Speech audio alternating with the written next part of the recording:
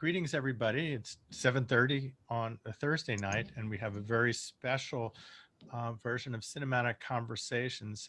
Tonight, we're going to talk about Hester Street, and we have an amazing group of people. But I'm just going to talk for a minute about what happened yesterday because I have an audience here, and I just need to say this. There are many things that have been said about a lot of things of what happened and how horrible it is. But one of the things that really sort of bothers me is that, back in the 90s, when we had our festival, we used to talk a lot about media literacy and being able to sort of understand what goes on in media. And we're in this environment now where lies come out all the time. And I think everything that happened yesterday is because there are people who just consume media online and don't understand that it may be a lie and they take it as true. And when this president took office, there were two things that made things worse. One was when he took the idea that Russians were putting things on Facebook that were fake, which came fake news. And then he turned around to make it anything he didn't agree with was all of a sudden fake news. And the idea that there's such a thing called alternative facts. And both of those things put together gave us this universe where nothing is necessarily true and all kinds of falsehoods could be happening all the time. And that to me is what directly relates to things that happened yesterday, when people can no longer discern truth from fiction. So anyway, we as independent filmmakers and people who promote independent media are really trying to get deeper truth of the work that we do. And I think that should sort of inform the spirit of what we're trying to think about. So anyway, that was my little lecture for the evening, just to set the tone, because we have to say something, right? That's our job. So we have an incredible group of people. Usually I just have one person to be talking with me, but tonight we have a bunch. So first we have Ferne Pearlstein made one of my favorite documentaries. We showed it at the festival as a joint program with 3 Star Cinema. The Last Laugh, the one and only documentary about comedy in the Holocaust. And maybe there'll be a sequel, I don't know. But we not only loved it there, but when we did Best of Fest, we included that as well. So that tells you how much we love the film. Where are you right now? Where am I? I am in Philadelphia right now, but I live in Brooklyn. I'm actually taking care of my mother who just, had a health issue. But I lived on Hester Street for 17 years. That's my claim to fame. That's the only reason I'm here tonight. And but I'm normally in Brooklyn. Huh? And then we have Sharon Rivo. And if you've seen a Yiddish film, you probably have only seen that because Sharon Rivo has been diligently digitizing, cleaning up, distributing, advocating for Yiddish cinema for a long time. And I hope that Sharon will have some interesting things to say about this. But one of the things, Sharon, I just wanted to say, aside from the fact that it's important to have these films and to see them and to explore them, I think the idea of seeing what the world looked like during the time that these films was made is just incredibly important, because in Hollywood films, you very rarely see that. And Sharon, you're muted.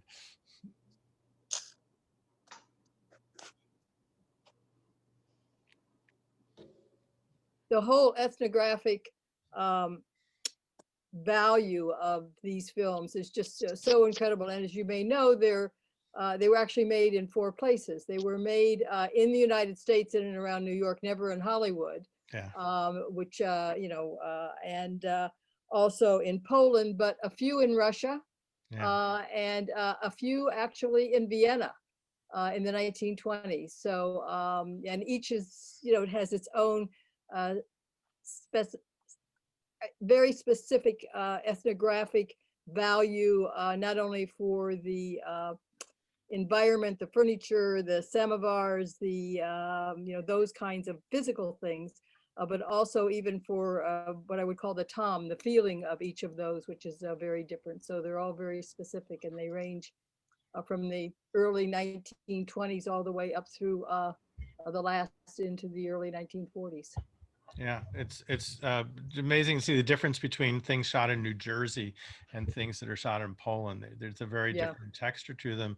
And of course, any of the ones shot, in Eastern Europe, you wonder how much of this like existed like after these films are made, and all the people that are extras. There's something very different about watching these that sort of resonates in a very different kind of way.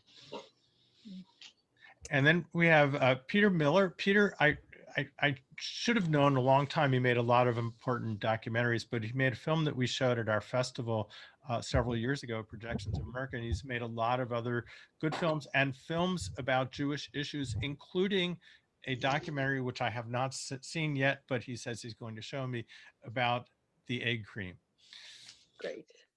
So Peter, why the egg cream? The egg cream is sort of a lens through which to understand the American Jewish experience, which is, how, but it also was a movie that my 11-year-old daughter wanted to make a movie with me about 13 years ago, or longer than that. She's 26 now, but she said, Daddy, I want to make a movie with you. What should we make it about? And I was like, yes, let's make a movie together. And we were having an egg cream. And she's like, what about the egg cream? I was like, yeah, that's a great subject for a film. And so we started going around and looking at places that served egg creams. And we went and talked to my dad, who had drunk egg creams in the Jewish ghetto in Boston back in the day. And we met, various people who had something to say, the one historian who had ever written about egg creams. And we learned about egg creams. What we learned was that they evoke a lot of nostalgia, but they weren't all that good. That like people remember them fondly, but they were like thin, and they didn't have any egg or any cream in them. And they were sort of a drink, it's like if matzah is the bread of affliction, the egg cream is the, beverage of poverty and hardship. But nonetheless, people have fond memories of them, and they, were sort of a lens into my father's Jewish childhood for me. And then they were a lens into my and my father's Jewish past for my daughter. So we decided to make this film. When she hit 13, she didn't want to finish the film with me because she didn't like me anymore. And then we had to wait another decade until she got through it all before she came back and said, let's finish it. So we finished a 15-minute long film that took 12 years to make. And now it's streaming and doing festivals and all that stuff. So Peter, I have to ask you, if there is no egg and is no cream in an egg cream, how did it get that name? This is a wonderful Talmudic question that we can, there is no answer. We can answer a question with a question, what do you think? But probably it's an homage to the fancier drinks in uptown, out of the Lower East Side. The egg cream was, served in places where you couldn't afford egg and you couldn't afford cream, and they couldn't afford refrigeration. But up, above like 23rd Street, they had fancy places that served ice cream and eggs in your drink and cream in your drink. So it's probably in some ways an ironic homage to what you couldn't have.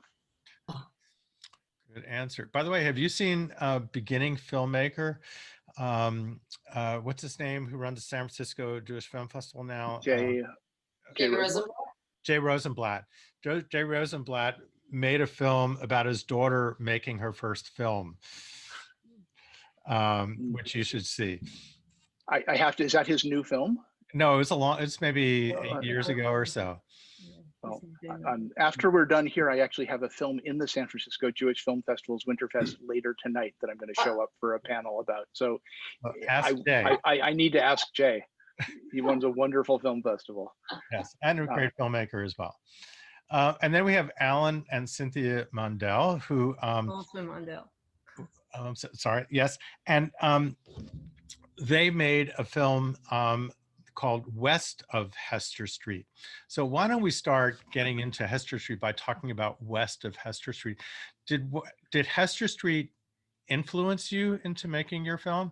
No, it didn't. What really influenced us was Cynthia and I were living in Vermont for a couple of years, and then weren't making any money there, and decided that we really needed to get jobs someplace.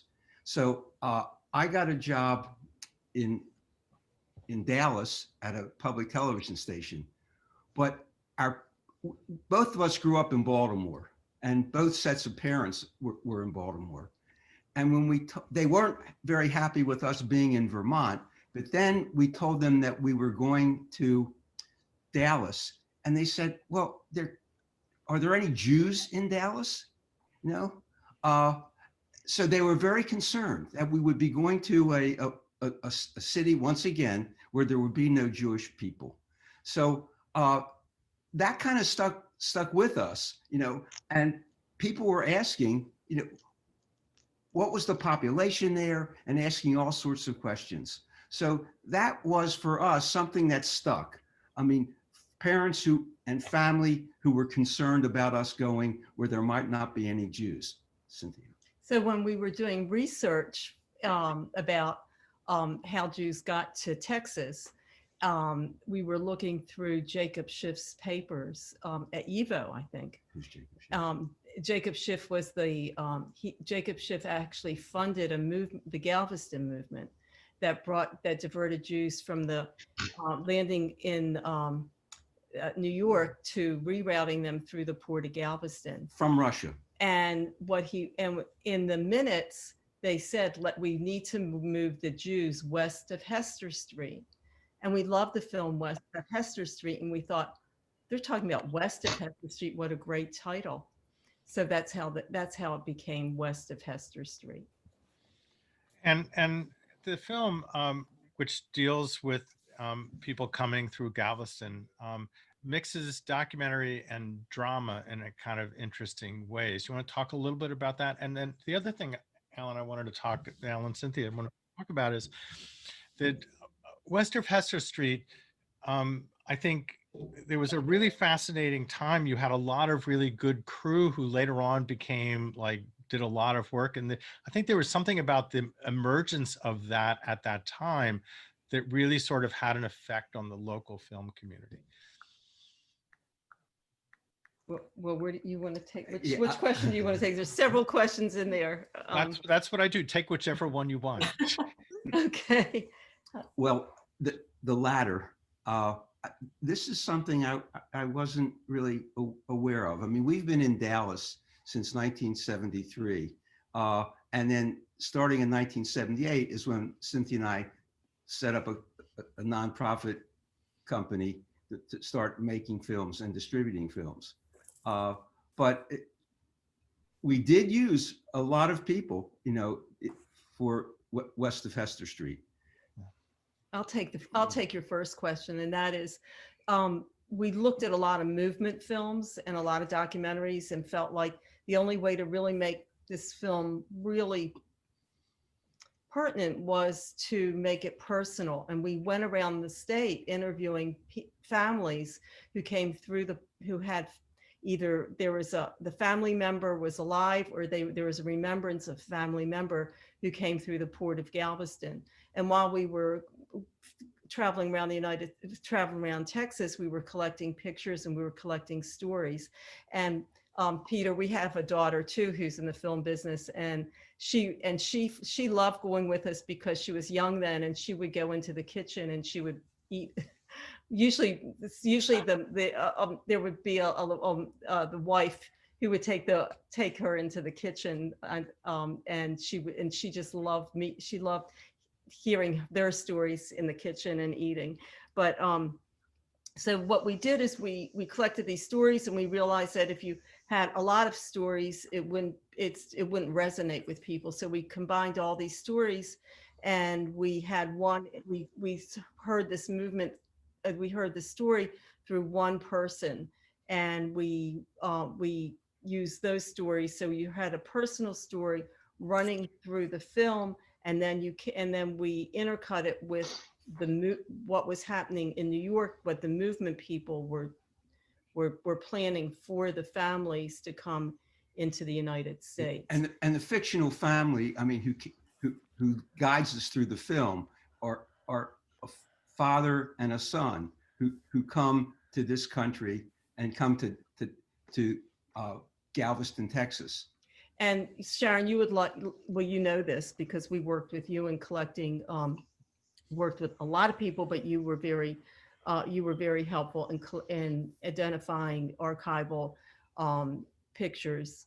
Not so much, there wasn't very much archival film at the time for this film, but that we were able to use. But one of the things is that we were able to work with Sam Jaffe.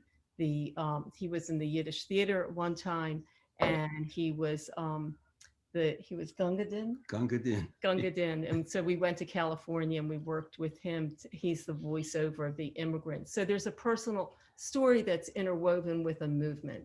And so it's, and it was a hard sell as a documentary because while people love the film, they couldn't understand necessarily the format of that documentary.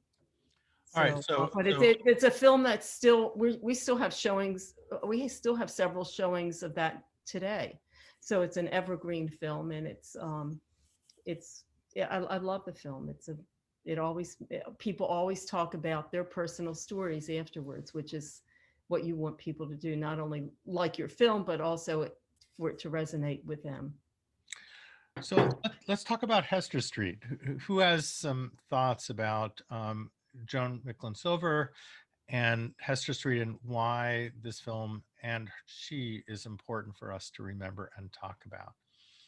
Ferne, do you have some things you want to say, some reflections on this? You know, I was thinking about it because, you know, with my film, With the Last Laugh, people always talk about, you know, where did, you know, how can people, you know, even think of humor as part of healing, you know, in terms of the Holocaust. But, you know, I always think back to Sholem Aleichem and his stories and that.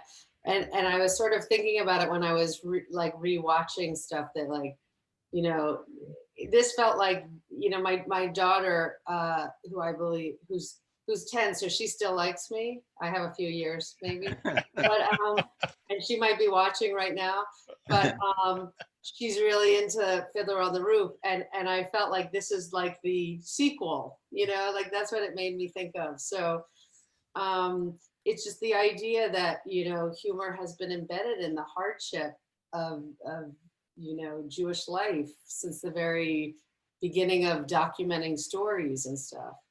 So that was the first thing that came to my mind. Ferne, do you feel like Hester Street was humorous? Well,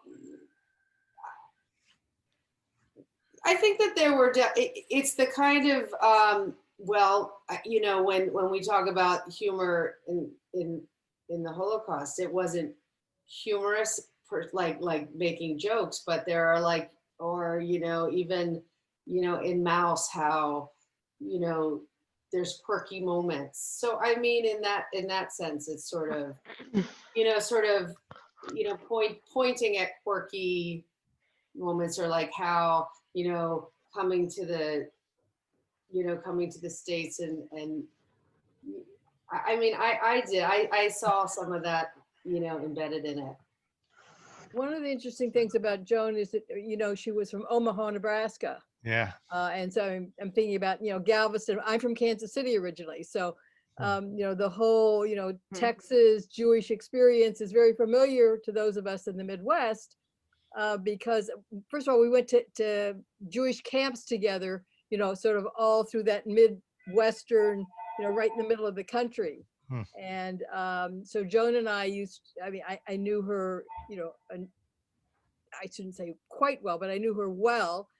Many times she came to campus and we had screenings of some of her films. I teach a course called Jews on Screen, which allows me to show pretty much anything I wanted. And when she was available, sometimes I would show, you know, one or the other of her films, either Crossing Delancey or Hester Street. And so we would always kind of laugh about the similarities in our upbringing.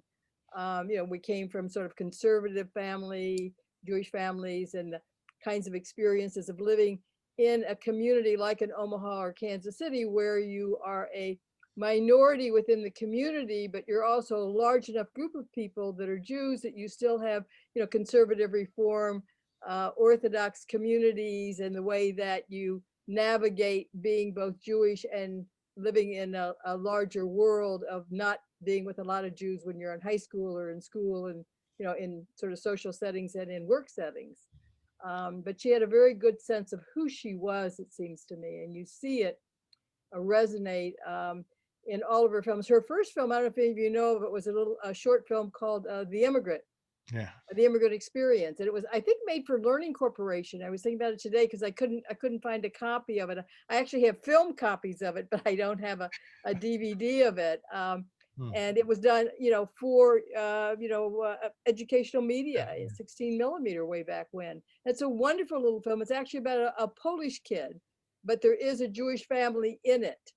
So, I mean, she had just a wonderful sense of kind of who she was, where she had come from, sense of values. And the other thing is that Hester Street comes out, you know, in the 70s, and there's kind of a melding of, it seems to me at that particular point, of it's okay in America to be Black because of the civil rights movement. It's okay to be Indian or Jewish or Italian or whatever ethnic group you come from. And in fact, only in the mid 1970s were you allowed to apply for government grants at NEH or NEA, National Endowment of the Humanities or the Arts, for these sort of ethnic specific kinds of materials, which is when our center actually started. It was okay to be different. You didn't have to be part of the symphony. So there's, you know, that immigrant experience, but also the women's movement and Ms. Magazine and the coming together of these forces which I think so resonate, you know, certainly with Hester Street and what she was trying to do there. And I think which she accomplished very well. And well, I think it was a really strong feminist film. I mean, there were so many things in Hester Street. There were so many things in there that showed that, you know, women's, you know, dilemmas. And I mean, when I think, that's why I asked Ferne, I haven't seen it in a while, but what was funny, because I just remember that divorce scene and my heart tore for her, you know, I mean, it was right. so You can get painful. married, but 91 days. So sad, you know, the Yeah. pain that she felt and the fear she probably felt, you know. But the agency of the Jewish woman in that one, I mean, she wins out. She's got it all at the end. Married a scholar. So Sharon, because we talked a little about the sort of ethnographic value of cinema, the scenes on the street, to me, are just magnificent. And I just love watching the peddlers and all of that material. How true do you think that was to real life? And how different? Oh, I think she did a great job. And if you'll also notice, when you take a look at it again, I mean, she had a very low budget. I read somewhere, I think today, that it was like $370,000 was the budget for the entire film. But they were very clever. There's a lot of close-ups. Yes. On those outdoor scenes, so that, you know, you're on the cart, you're on the horse, you're on the, you know, so that, you know, ways of economizing, you know, for that kind of thing. But I think they did a terrific job. But remember, still in the 70s, you've got a bit of a renaissance of people looking for their roots. Lower East Side is becoming sort of, you know, it's in again. You could actually go down and have a bagel at, you know, one of the, you know, the restaurants on Delancey, down on Houston Street, where in the in-between years, you really couldn't even go down there. And suddenly, you know, by the time that this is made, there's a bit of a resurgence and people are looking for their roots. You know, so I mean, she was lucky, at least as far as, you know, that was concerned. And there were still enough people alive who spoke Yiddish as actors that she was able to find, you know, a good cast, and being able to utilize, you know, that as well. So. Yeah. And also, I think, you know, this is a time when a kind of new independent film scene was starting to emerge in its very earliest of days. and trying, getting money, even that little amount of money to make a period piece was a really hard thing to do. And also, for a woman to be directing, there weren't a lot of women directing narrative feature films that got distributed. I think this was influential in Jewish cinema. It's influential in independent films and women making independent. It's like there are three Yeah. ways in which it's a very important film of that moment, when films were being made in a different way. At the end of the film, I just noticed that there was the logo for NABID, and I remember during those times in New York, there was this thing about there's IATSE people, International Alliance of whatever, that those were the really good crew people. And then there was NABID, which were people who came out of television who were working on film who didn't have to pay as much. And so a lot of these like new independent films had a NABID bug instead of an IATSE bug on it. And I completely had forgotten all about the differences between them. But a lot of the very cool stuff was being made by NABID people. Peter, what are your thoughts about the film? What you remember, and how you remembered seeing it when you saw it originally, and how you think about it now? My parents brought me to see this film at the local art cinema in the suburbs of Boston when it came out. So I was born in the early 60s. So I was a teenager and my folks brought me to see this movie. And it was, during this moment of sort of ethnic, embracing one's ethnicity, I looked at this was the other film besides Fiddler on the Roof that told me where I came from. And I remember seeing it thinking, whoa, that's really amazing. Wow, that's the world that my, ancestors went to and came from. And the last couple of days, in the midst of this coup attempt and all the things that have been going on, I was so happy to have an excuse to spend an hour and a half going back to Hester Street and watching it again. And I also, for dessert, watched Crossing Delancey again, which I had seen when it came out. And I love these films. But what struck me, and this is I made a film called Jews and Baseball, an American Love Story, which is all about it's about baseball ostensibly, but it's really about assimilation and about how Jews found their way into the American mainstream, and became the most American Americans. I mean, just really by embracing this most iconic of American institutions, which is baseball.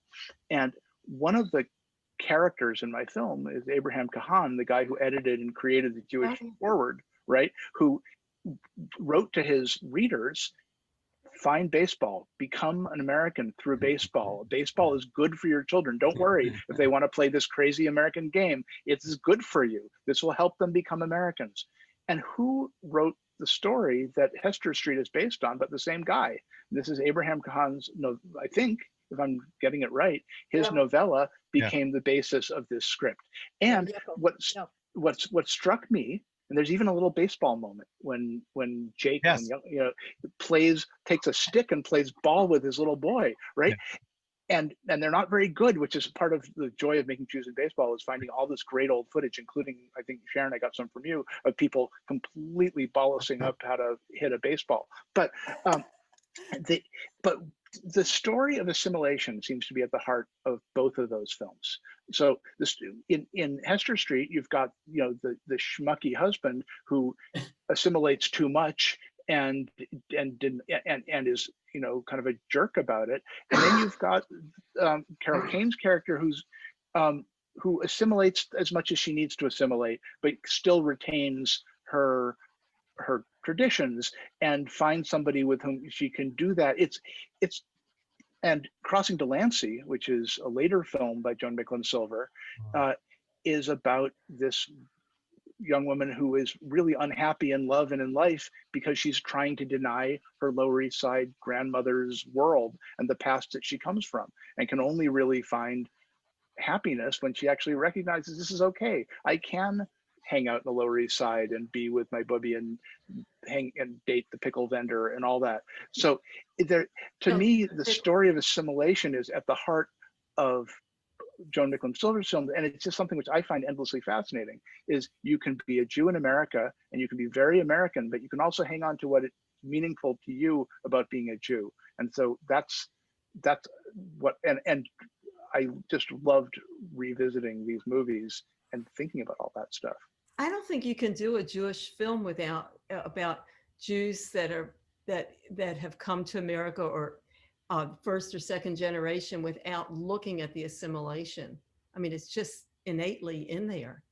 And because it's, I mean, just with west of Hester Street, it was like when our figure came over and he was in, by the way, they weren't just in Texas. We just did Texas, but they were settled west of the Mississippi. So Sharon, and you said you were from Kansas, they were settled in Kansas as well. And there was like Jewish federations, precursors of Jewish federations that helped settle all these immigrants west of the Mississippi. But they were faced with there wasn't kosher butcher shops, you know, in small little towns. They had to, you know, find, if they wanted kosher, they had to eat just eggs and, you know, and vegetables and not meat, or they had to go into find a larger town where they could get kosher. There was all sorts of things that Jews had to look at, and they had to make some decisions on how to live. And that still happens in small towns. I mean, a lot of small southern towns used to have a rabbi and don't anymore, and don't have a kosher butcher anymore. I mean, it's happening, you know, all over.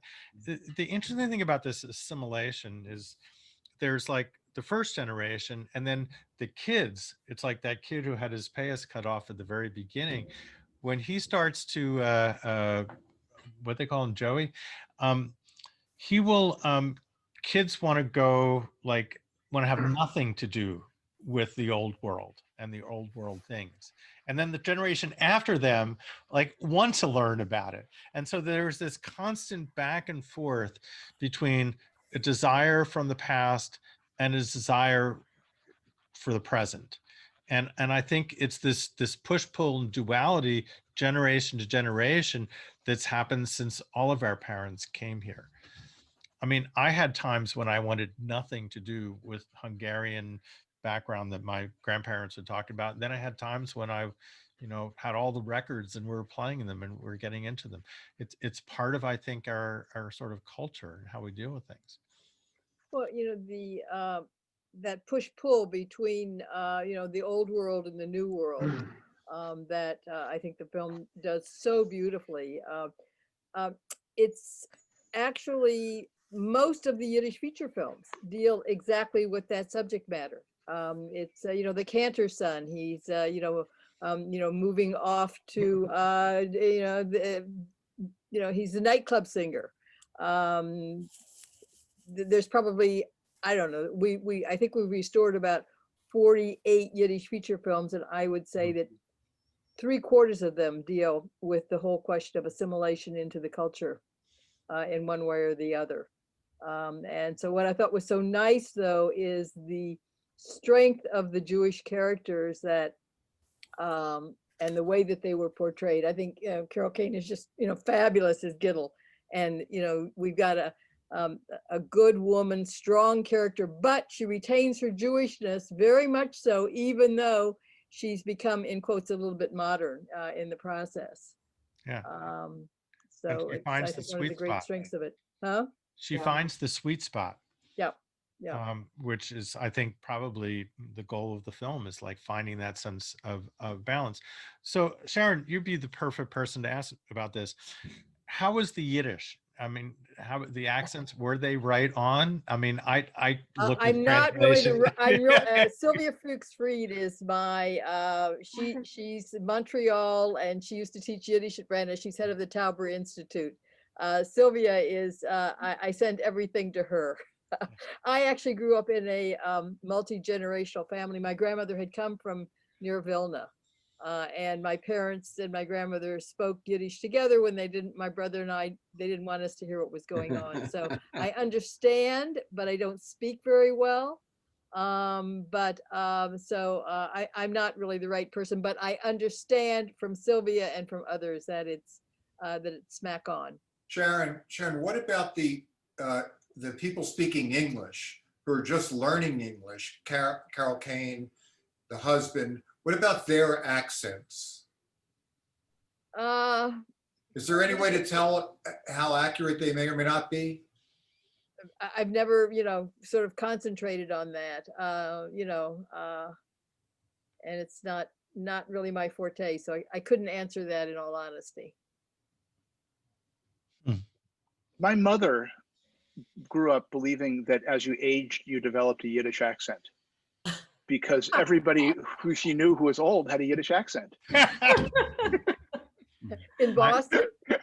In Boston, like all of her her parents or grandparents or the older relatives, they all had Yiddish accents. So she figured, as I get older, I'll develop one of those. By the way, but my recollection is, I think I saw Hester Street at the Orson Welles in Cambridge. Okay, that was one of the few art houses that were still around, at that point. So there are not many people around now that have an ear for that accent. Oh yeah. First of all, you have large Hasidic communities, and out of those communities, there are a lot of people who have left those communities. So that that's not as much of a problem as you might think. So primarily because of those Hasidic communities, and there's young people there who grew up, that was their first language or their daily language. What's her name? Pearl Gluck is one of those people. There's a number of even filmmakers who have come from that community and have left that community, but that's their first language. Ferne, what other thoughts do you have about the film? What sort of impressed you as a director?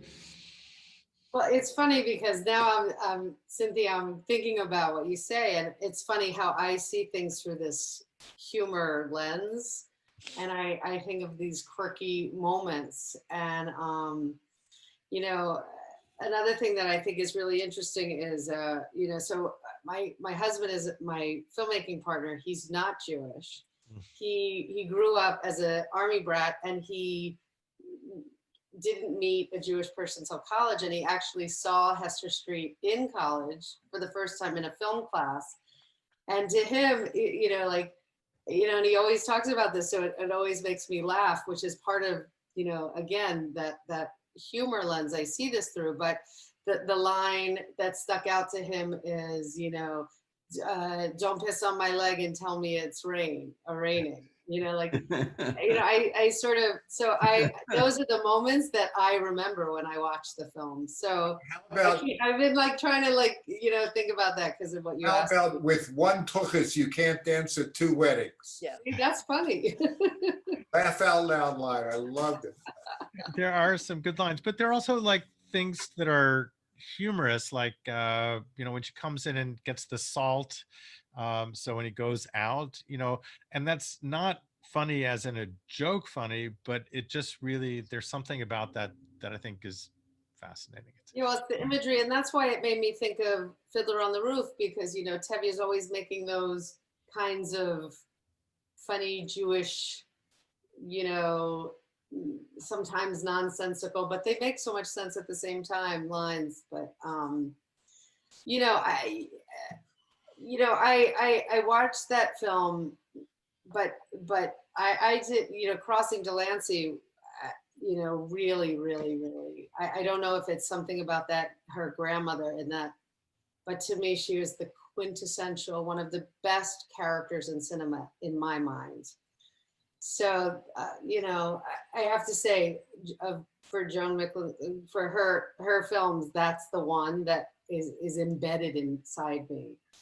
So Ferne, since your husband didn't know very much about Jewish people before he met you, was his perception that that's what he was getting into with the Jewish woman? Probably. Well, Rachel Buzik was married to Max Buzik, and they came directly off the Yiddish, the Polish Yiddish stage, and they were very lucky. They were in the States when World War II started with the Vilna Trupa. And he's in a number, she's in one or two of the Yiddish films, but he's in a number of them, and they're absolutely wonderful, husband and wife Yiddish actor team. But she, was able to make this transition to a few small character parts. I didn't have a big Hollywood career, but they caught her just at the right moment on Crossing Delancey. Yeah. Oh Yeah, my she's God. great. I looked for her for years and other things, but my husband just joined, so you can ask him directly, Bart. No, that's okay. You can ask him that later.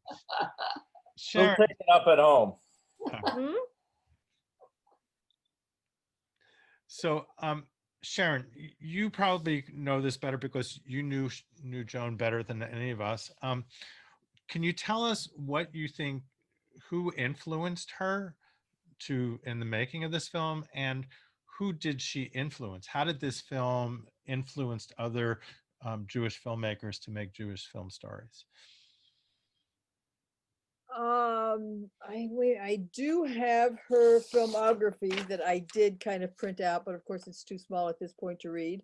No, she, it was something, because she came from, I believe, her grandparents were still alive. Omaha was a quite interesting, small, but well-heeled Jewish community. I mean, now Warren Buffett, is the big Omaha, but Saul Alinsky is from there. Some of you may know he was the big labor guy.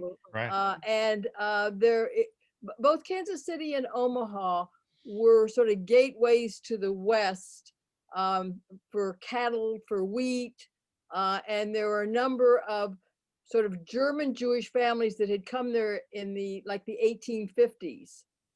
And so they were old line, moneyed, primarily Reform Jews that were sort of the important people within those communities. And then later, of course, you've got, your larger immigration of Russian Jews at the turn, up until the 1920s.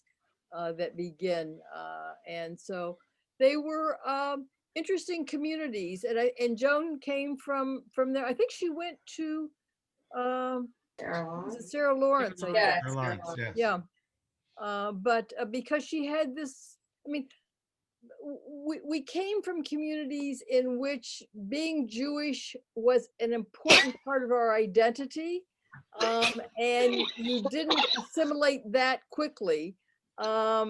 Yes, you learned English, but you also had to go to Hebrew school, and you had to learn Hebrew, and not Yiddish in my family, but they spoke Yiddish, but that we didn't have Yiddish schools. In Chicago, some of my friends actually went to Yiddish after school as well as to Hebrew school.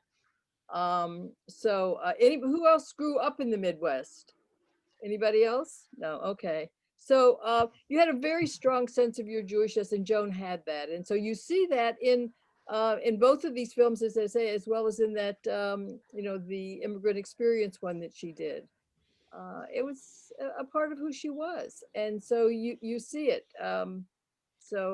But probably the Sarah Lawrence probably helped with the women's strong agency in her development. And Ray was a really nice guy, and he came, well, as you know, his father was this important rabbi. And so he came from both knowledge, but he was Jewish aristocracy of a certain kind, but he was really a nice guy, and he was very supportive. And so he was the guy who was actually the producer and raised the money for these films. Which is amazing, because raising money for a film like this and a period piece, it's a very difficult thing to do. And, So Sharon, can you talk about the influence of this film? It's like, so after this, mid-70s, where Jewish identity... She had a very hard time getting it distributed. She didn't get a big distributor at the time. Yeah. She did better, of course, later with Crossing Delancey, and you know why. She's got Amy Irving. She's got the Spielberg connection at that point. So I think it's Warner Brothers or something like that. But they had a very tough time. They ended up initially distributing them themselves. And then Hester it Street. made, it was almost like the original My Big Fat Greek Wedding. It made a ton of money in comparison to how much it, you know, the expense on it. I think Yeah. it might have made $5 million. And I the mean- budget was like less than 400,000 or something. Yeah, truly amazing that a film during those years could make that much money, because you know, I distribution agree. for independent films was not that big of a deal, and it's not like there was a major Jewish film circuit for Jewish film festivals like there is now. And so it was, you know, one of the things that I guess is that there was an audience that nobody knew was an audience who wanted to see something like this. But you And know also what? a woman director, remember, you know, which was also very unusual. You got, you know, just a few out there at that point for features. So the combination of the two audiences that she actually had for the film. I'm But sorry, I missed that, Sharon. What did you, what said- two audiences? Women and Women. Jewish. Yeah, okay. But you know, what I was going to say, it really, I think if somebody just discovered the film and didn't know anything about it, I don't think they'd think it was made. I would think that it is so authentically old looking. Yeah. It really, right? I mean, it's bizarre how well she made it look really like turn of the century, like early film. Yeah. I mean, that to me was one of the most interesting parts of that film. I've made so many films in which the Lower East Side, in which those streets like are part of the visual language I use, you know, and I made a film about Sacco and Vanzetti, and these movies, you know, in which we're looking at Mulberry Street, we're looking at these. I was looking at that, I was thinking, this looks like these old photos that I've been living with. Yeah. I mean, the quality of I kept thinking, this looks archival, but it's beautiful and well shot and beautifully designed. Yeah. It's surprisingly authentic looking to my eye from having looked at a lot of archives. I agree. It looks like archival footage. And, you know, I shot a film for Sam Ball, who used to be the head of the San Francisco Jewish Film Festival. Yes, I know Sam.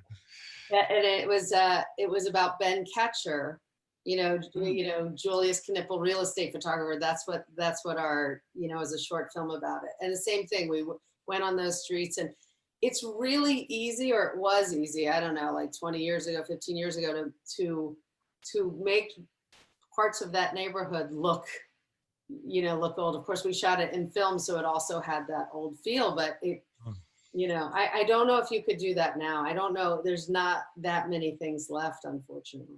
Well, but also her decision to do it in black and white, Black and white. okay, was I think, very brave, and probably in the long run was one of the reasons that it was so successful, because it does give it the period piece much better, as you're saying. Oh, it looks yeah. like it's all archival footage. Yeah. Yeah, and Yeah. one of the scenes that I remember is the way that she was able to use Ellis Island, and those whole scenes, and the way that, you know, she shoots down the stairs, and the way there's some wonderful camera work and small things that she was able to do, again in black and white, make it a very authentic, as if, you know, you're there in the turn of the century type thing. Also, the fact that it's in black and white means that the negative is preserved, because black and white is forever, and color fades, and so that the sharpness is still around for that. Was it shot in 35? Yeah, was it shot in 35? Sure. You mean in those days? Oh, absolutely. You know. Oh, you mean? Yeah, it was shot in 35. I mean, was it shot and then blown up in 16? I don't think so. I think it was shot. It was probably shot in 35. You think so? You know. I'm gonna look at that. I don't know. That's a really good I don't question. know. I know. That's a good question. It could have been. I mean, I almost wonder if it was early. No, it couldn't be early video. But it looks. Mm-mm. I mean, No, you have to see a wasn't lot of old movies in black and white, but this, it looks. It just. What's the aspect ratio? Now I can't. I'm gonna try to look it up. I think it's 3x4. I don't 3 by think 4, it's more. yeah. I could be wrong. But the, you know, it looks good. It still looks rich. The wide shots, particularly again, the wide shots of the street, the peddlers, just so gorgeous. And indeed, some of them were close-ups to save, but there were wide shots where you see so many people. And I look at it and I think, one, two, how many people are in this shot? How many things are in this shot? It was a very, very complex film to produce during that time. Of course, now things cost more, but just in closing down the streets to get all that, it's a very complex thing to accomplish. And yet, I mean, when you make a film, there's the complexity of the world, but then there's the richness of the character and the acting and the performance. And I think the performances are at the heart of what makes this really good. It's a good story and really good performances that are just like, really great. And not just from the leads, from the, from the friends, all the other characters are it's a good ensemble cast that I think works really well.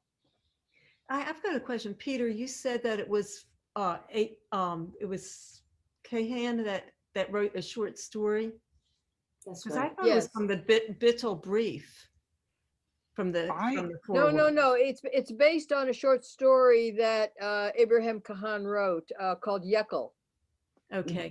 which is then translated into. I mean, that's Jake's original name, but there was it's based on that short story, and I think you can buy it. I mean, I have a copy of it, and because when I teach it in my Jews on Screen, I assign the short story and then to see the transformation. Because the forward had something called I think the Bittle Brief. The Bintel Brief, yes. It's where people would who had problems would write into the forward, and then they would answer them, and it was all sorts of things like men running away from their wives or abandoning them, having problems with their kids. I mean, all these things that they answered was sort of like an Ann Landers type. Right, and there were publications later even of some of those letters to the editor, basically, and they're published as a little compendium of letters. Yeah. Um, When I was little, I had to go walk about 4 or 5 blocks a couple of times a week to go get my grandfather his forward, and I had to go into a tobacco store. The only thing that I liked is that they would give me double bubble gum and bazooka. Sharon, I have a question. Is the original short story more focused on Jake's character, or was that Joan's decision to make the woman the wife the stronger character? No, my recollection is, I haven't done it in a couple of years, but my recollection is that she's the strong character that comes out. Yeah. And by the way, speaking of that, one of the things interesting and just in the writing of this story is that, I mean, the film starts as his story and goes along, and she doesn't show up until maybe a third of the way through or a quarter of the way through the film. And then it's all her film from the moment you see her like sitting on the chair with her child. I mean, it's like that shot, it just brings you in. But it's like normally the main character you would see pretty much in the first scene or first way through. So structurally, it was really interesting in that way. Sharon, I have a quick question. In your class, who's the most contemporary Jew on screen that you reference?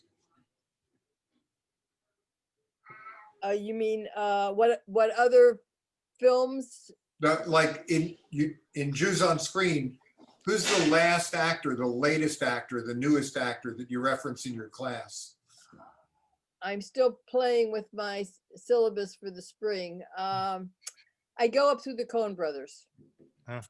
Okay, I kind of stop there. So I call it from Cohen's advertising scheme, which is 1904, all the way through the Coen brothers. So I go from C to C.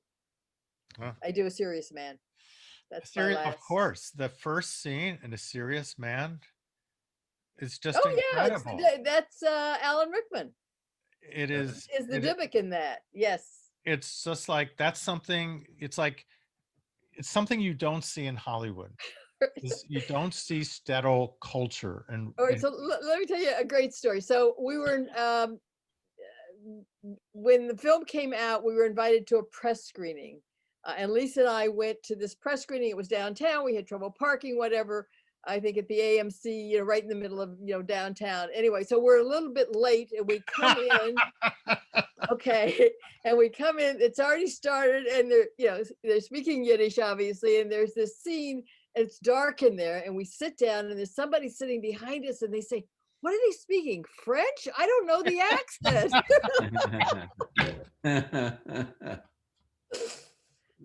Any rate, no, Alan's great in that. It's a great opening scene.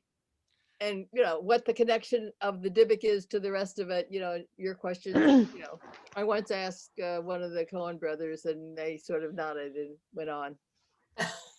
So let me ask all of you to sum up here, is like, what is the value of this? What is it that we should remember, and how has this had an influence on sort of contemporary cinema, Jewish cinema, or the Jewish cinema world? If any of you want to take that at all.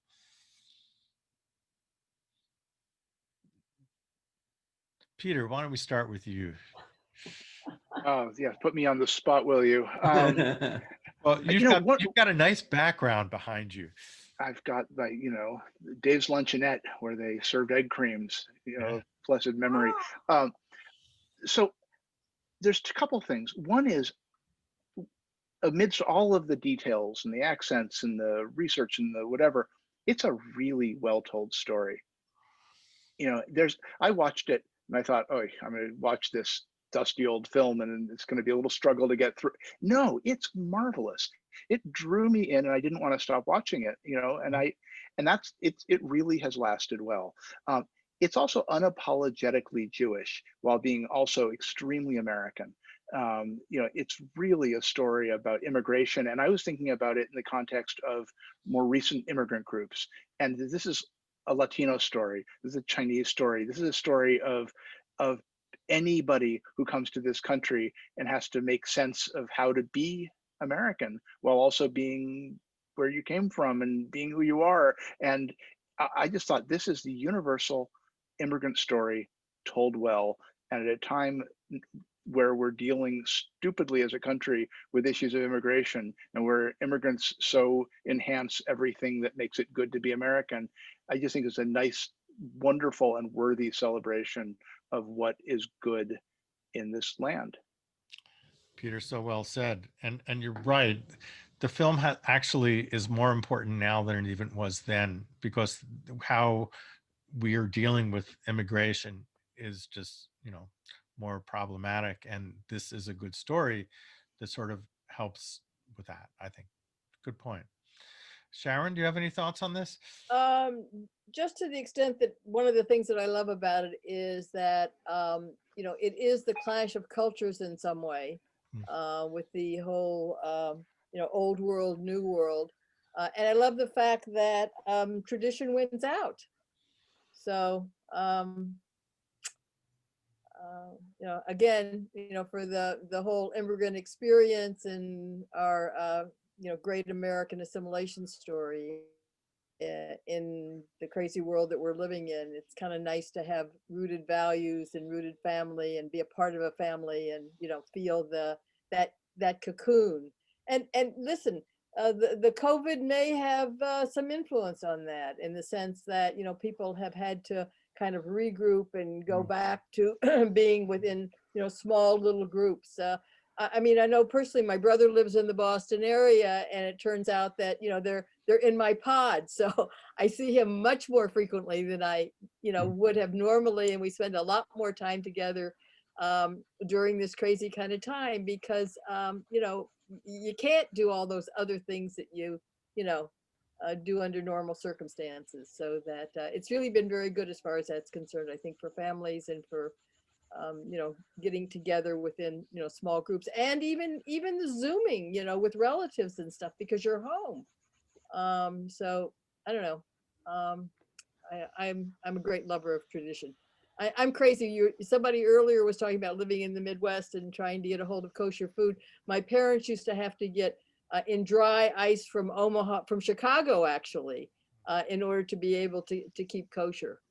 And don't ask me why, but I still keep kosher. And because it used to be that I had a lot of friends and family that kept kosher, and it was really more important to them than to me, but I knew that they would come to my Shabbos table if I was keeping kosher. So even in all this craziness, I'm still keeping kosher. Don't ask me why. I do my own very modified kosher. Or Yeah. as some people say, I do the Bart religion, which intersects with Judaism in very profound ways. Ellen and Cynthia, do you have any wrap up thoughts here? Well, both Peter and Sharon said things so beautifully. I just, when Alan told me that Joan Micklin Silver passed away, I felt very, very sad. And I immediately went to the New York Times and read the bio her obituary that Alan put that pulled for me. And when I read it, I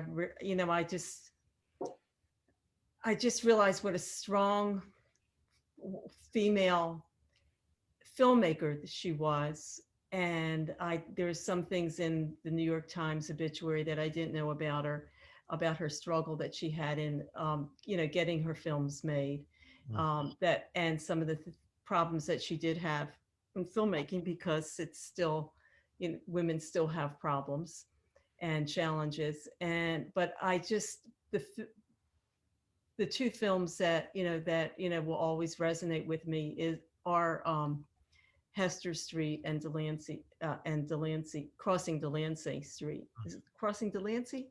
Crossing Yeah. Delancey. And I don't know if there's a street after that. I know Delancey Street, but I mean that she did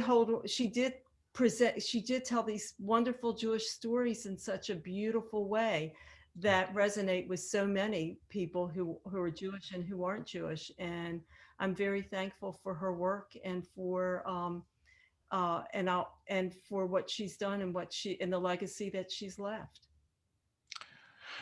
Well, Ferne, do you have anything else you want to say after that? I'm sorry to put you at the end. Follow up everybody because, but well, you should tell a joke. It's hard to put me on the spot. Here, what were you gonna say? I'm saying you don't have to say anything. It's all right. It's all good. I want to thank all of you for spending an hour with us. This has been just really wonderful, and I think, as Cynthia said, it's very important.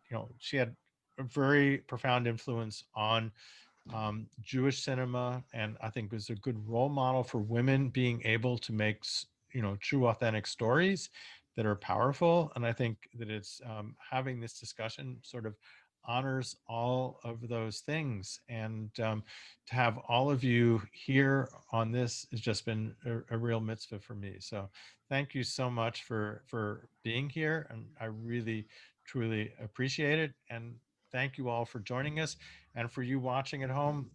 We do this every week.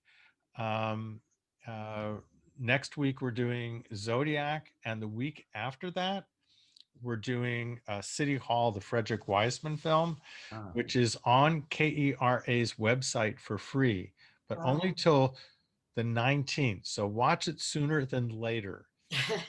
How long is it? 10 hours. It's 18 hours. No, it's only 4.5 hours. I've watched the first two. But I think it's a really important film that shows how government is good. It's the argument against Reagan talking about how government is a problem. And I think it's just a very powerful, important film to see. And I'm hoping to have some very special guests for that one as well. Guys, thank you so much. Thank you. Thank you, My Bart. pleasure. Thank Keep you. well. Thank you, Keep Bart. well, everybody. Wonderful Peter, to see good luck everyone. on your film showing, your new film. Thank you. I got to go do that next. Oh, can I ask before you go, Peter? Is it Yeah. true? Speaking of egg creams, is Sammy's really closed? I heard that Sammy's Romanian is over. That's what I heard. Oh, I read it. I think it was in the New York Times. Yeah, and the Gem Spa, Oh. which is So then gone. it's official. Oh, yeah, it's. I don't even know what to say. I know. Is Katz's still open? It Still was hanging open in there. last year. We went to it. It was horrible. Oh. Send a salami to your boy in the army. You can- Good night. Thank you, Bart. All right. Thanks, everybody. Thanks. Thank you Bye. all. Thank you. Thanks, Bart. Good night. Thank you. Sharon, so wonderful to see you. Ferne, so great to see you. Alan and Cynthia, we'll see you later. Ferne, it's nice meeting you. You too. You too. Get to know Oh, you. wait a minute, We Ferne. get to talk I more. forgot to just say, your Okay. film is on, is it on Netflix? My film, The Last Laugh, is on iTunes and Amazon Prime. Amazon Oh, Prime. okay. we'll catch it. Oh, great. Okay. You should definitely watch it. If you haven't seen it, it's an absolute must see. It's hard to imagine that you could make a film about comedy in the It's in Holocaust. good taste. It's in good taste. I promise. No, it's really, Of it's course it is. really, You made it. and one thing you should know if you have before you see it, it was shot in 16 millimeter, a documentary shot in 16 millimeter film. When was this? It came out in 2016. Wow. Yeah. Good for you. Thank you. Wow. Impressive. I may not Sharon, do it it was again. nice seeing you. Nice seeing you guys again. Bye, everyone. Okay. Be Bye. safe. Bart, thanks, babe. Be well. Thanks, Bart.